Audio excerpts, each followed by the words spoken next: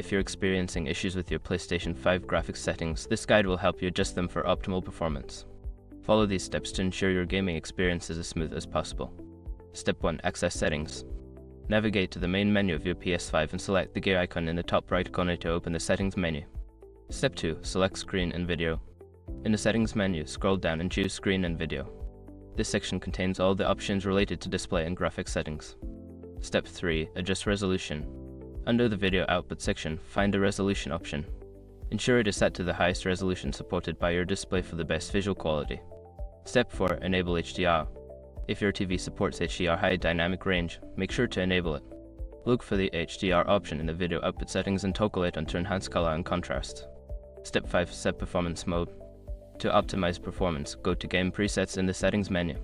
Choose Performance Mode for games that support it, which prioritizes frame rate over resolution for a smoother gameplay experience. By following these steps, you can effectively adjust your PlayStation 5 graphics settings to enhance your gaming experience. Enjoy your games with improved visuals and performance.